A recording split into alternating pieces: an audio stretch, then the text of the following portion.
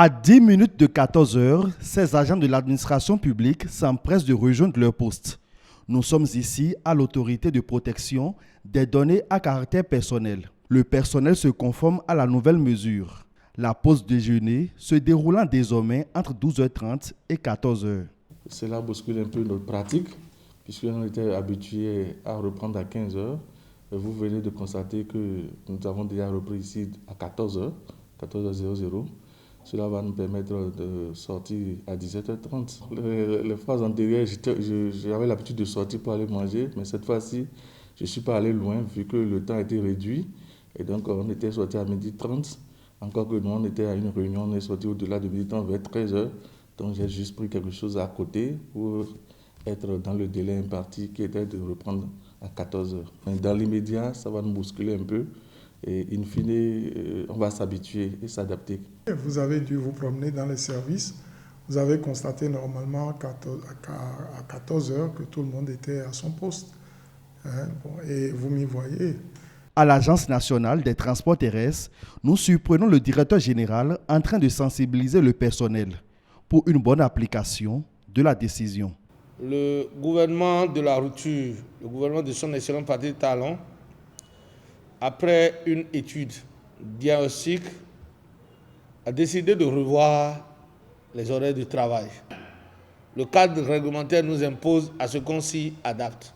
Nous sommes dans le dynamisme de respecter strictement ces horaires-là pour cette semaine-ci, quitte à ce que les semaines à venir, là, nous puissions nous ajuster, s'il y a des ajustements à faire pour rester dans le timing liés à l'atteinte de nos objectifs, quitte à ce que ces ajustements-là soient faits en rapport et en cohérence avec les dispositions réglementaires. La nouvelle mesure garantit une meilleure satisfaction des usagers clients et permet également aux travailleurs de quitter tôt le service afin de mieux se consacrer à leur famille. Cette décision nous permet de gagner en efficacité et surtout de mieux satisfaire nos usagers clients.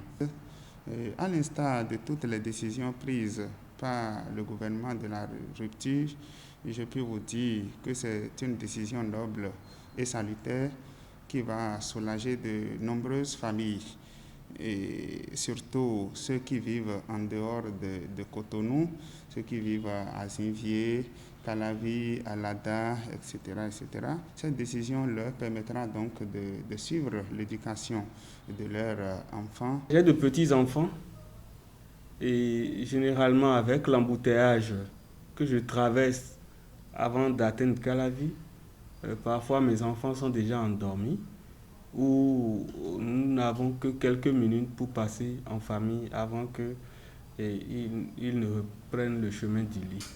Mais dans ces conditions, j'ai le temps de voir ce qu'ils ont fait à l'école, d'échanger avec eux et de passer un peu de temps en famille avant que mes enfants ne se mettent au lit. Pour la grande masse, je crois que ça doit être un avantage pour eux, surtout pour les femmes qui doivent vite se libérer pour aller s'occuper du ménage, de l'éducation des enfants. Et donc pour ça, nous remercions le gouvernement pour cette initiative. Les gens rentrent plus tôt, ils finissent leur job plus tôt, ils rentrent plus tôt, ils se reposent plus tôt. Déjà, si vous sortez à 17h30, vous libérez les climatiseurs. Donc ça fait déjà des économies en échelle au niveau de la consommation d'énergie électrique, au niveau de l'eau. Donc ça fait de petites économies qu'on ne voit pas, mais c'est des économies quand même. L'administration publique fonctionne désormais de 8h à 12h30 pour le compte de la matinée et de 14h à 17h30 pour le compte de la soirée.